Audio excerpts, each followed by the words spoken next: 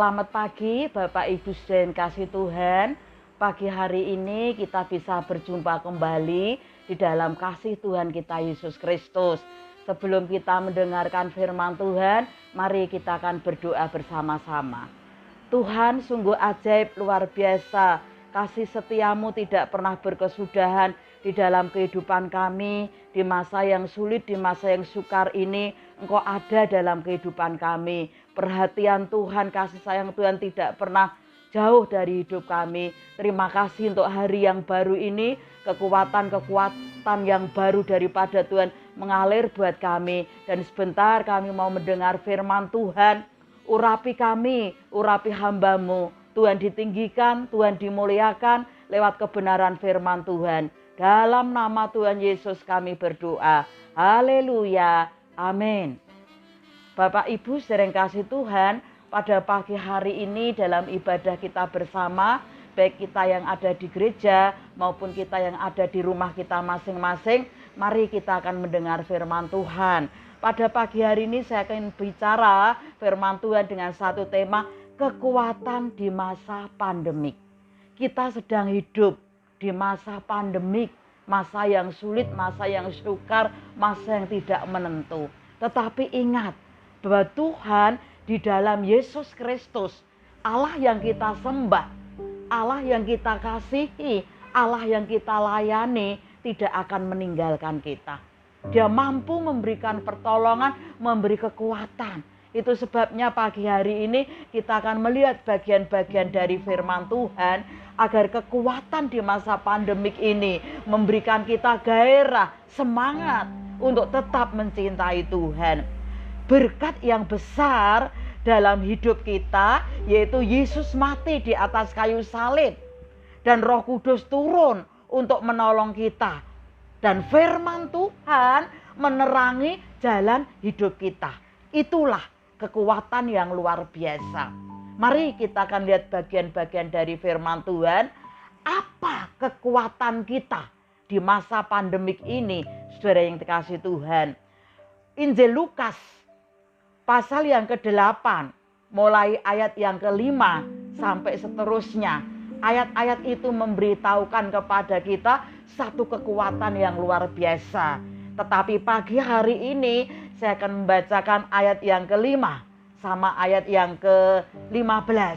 Saya baca untuk kita semua. Adalah seorang penabur keluar untuk menabur benihnya. Dan waktu ia menabur, sebagian benih itu jatuh di pinggir jalan. Lalu diinjak orang dan burung-burung di udara memakannya sampai habis. Ayat yang ke-15.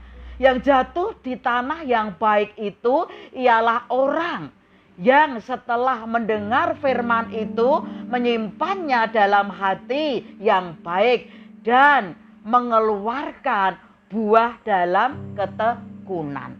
Bapak Ibu sering kasih Tuhan, diumpamakan ada seorang yang sedang menabur. Itu bicara tentang kita, para hamba Tuhan, para umat Tuhan, orang percaya yang menaburkan firman Tuhan.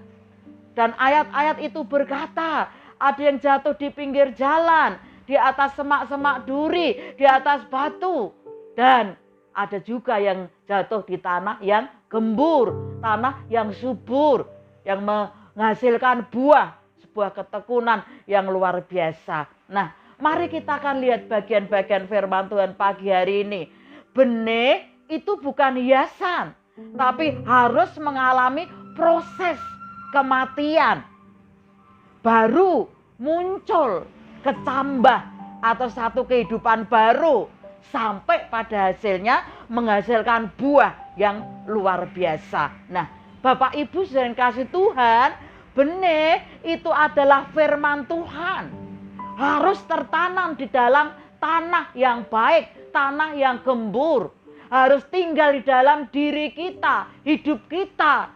Baru ketika firman itu tinggal dalam hidup kita akan tumbuh dan akan terus bertumbuh sampai pada akhirnya menjadi pohon yang besar, menghasilkan buah yang menyukakan sang tuannya, yaitu Tuhan kita Yesus Kristus. Mari kita akan melihat yang pertama, firman itu adalah benih yang hidup, saudara yang kasih Tuhan. Haleluya. Firman digambarkan benih yang hidup, perkataan yang menghidupkan, perkataan yang memberi motivasi, perkataan yang memberi semangat. Di dunia ini ada banyak kalimat, dapat kita bisa membacanya lewat buku, majalah, koran, atau lewat media elektro lainnya. Tetapi hanya firman Tuhan yang mengandung kuasa yang menghidupkan. Jadi di dalam firman Tuhan ada kekuatan, ada kuasa yang mampu memberikan motivasi dan memberikan kehidupan. Nah, Ibu Bapak sering kasih Tuhan, di dalam 2 Timotius pasal yang kedua, ayatnya yang ke-16. 2 Timotius pasal yang kedua, pasal yang ketiga, ayat yang ke-16. Saya baca untuk kita semua. Segala tulisan yang diilhamkan Allah memang bermanfaat untuk mengajar, untuk menyatakan kesalahan, untuk memperbaiki kelakuan, dan untuk mendidik orang di dalam kebenaran. Itu kekuatan daripada kuasa firman Tuhan.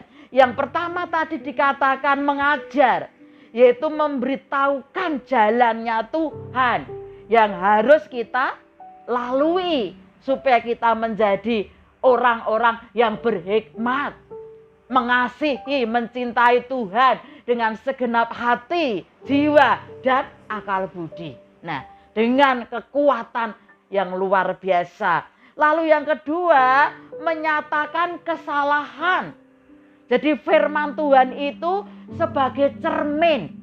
Kalau kita berdiri di depan cermin, mengaca, melihat wajah kita, ya, badan kita, entah berapa hari kita bercermin, ya, itu kita akan melihat dari sisi masih ada yang tidak pas, yang harus diperbaiki, dibetulkan. Itulah kekuatan firman Tuhan. Seperti cermin dalam kehidupan kita. Semakin banyak kita bercermin, maka kita akan semakin mengenal diri kita, kelemahan, kekurangan kita yang harus kita tinggalkan, dan mengucap syukur atas kelebihan-kelebihan yang Tuhan berikan buat kita. Jadi firman itu sebagai cermin yang setiap saat memberitahukan kepada kita untuk kita bisa memperbaiki diri. Lalu diungkapkan yang ketiga, memperbaiki kelakuan. Oh, haleluya. Masa lalu kita, apapun yang sudah kita lakukan, yang pernah kita perbuat oleh kekuatan kuasa firman Tuhan, maka Tuhan mampu memperbaiki segala kelakuan kita, sehingga kita hidup berkenan di hadapan Tuhan. Dan yang terakhir tadi dikatakan di dalam 2 Timotius pasal yang ketiga ayat yang ke-16, mendidik orang dalam kebenaran. Ini bicara tentang mengajar. Tuhan memberitahukan kepada kita hal-hal yang indah melalui kekuatan firman Tuhan. Puji Tuhan, haleluya. Lalu yang kedua, firman mengandung kuasa. Bagi orang yang ingin berhasil, Bapak Ibu Saudara kasih Tuhan, ada kekuatan kuasa firman. Kita bisa membandingkannya di dalam Mazmur pasal yang ke-1, ayat yang ke-1 sampai ayat yang ke-3. Ayat itu berkata, begini bunyinya, berbahagialah orang yang tidak berjalan menurut nasihat orang fasik, yang tidak berdiri di jalan orang berdosa, dan yang tidak duduk dalam kumpulan pencemooh, tetapi yang kesukaannya ialah Taurat Tuhan, dan yang merenungkan Taurat itu siang dan malam. Ayat yang ketiga ini luar biasa. Ia seperti pohon yang ditanam di tepi aliran air, yang menghasilkan buahnya pada musimnya, dan yang tidak layu daunnya. Apa saja yang dibuatnya selalu berhasil. Ini kekuatan firman Tuhan yang luar biasa. Di tengah-tengah pandemik, di tengah-tengah kesulitan, di tengah-tengah situasi yang tidak menentu, orang yang hidup di dalam firman Tuhan, orang yang dihidupi oleh firman Tuhan, dia bisa mencapai keberhasilan. Oleh karena tuntunan Tuhan ada di dalam diri kita masing-masing. Yang selanjutnya saudara kasih Tuhan, 2, melawan kuasa kegelapan. Jadi firman itu mengandung kuasa untuk memberikan kepada kita kekuatan di dalam melawan kuasa kegelapan atau roh-roh teritorial, penghulu-penghulu di udara.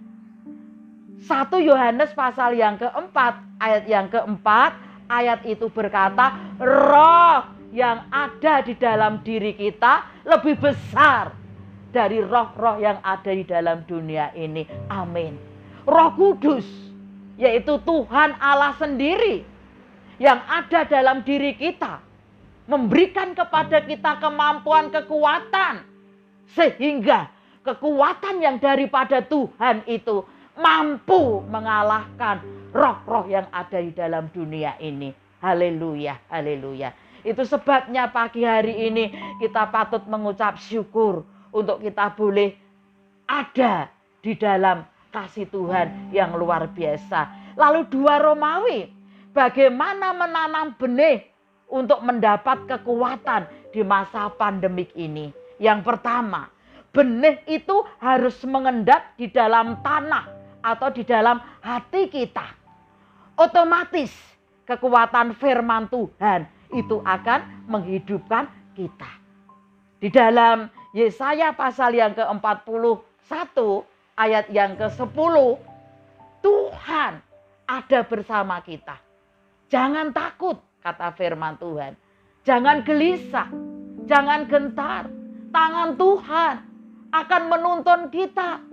Tangan Tuhan akan menolong kita. Tangan Tuhan akan membawa kita ke dalam kemenangan. Jadi sungguh dahsyat, sungguh luar biasa. Lalu yang kedua, benih itu harus disiram setiap hari. Artinya dengan doa, syukur, ucapan syukur, pujian kepada Tuhan, maka benih itu akan bertumbuh dalam diri kita. Dan kita akan semakin kuat di dalam Tuhan. Dan sungguh dahsyat, sungguh luar biasa. Firman Tuhan yang sudah ada dalam diri kita setiap waktu, khususnya setiap jam-jam tertentu, kita memuji Tuhan, kita berdoa, kita mengucap syukur. Sehingga firman itu tumbuh semakin luas, semakin besar dalam diri kita. Dan kita akan mendapatkan kekuatan di masa pandemik ini. Kesimpulan firman Tuhan, kekuatan firman akan membuat kita bertahan, akan membuat kita hidup dalam kemenangan, dan memberikan kepada kita kemampuan. Karena Tuhan selalu campur tangan di dalam hidup kita.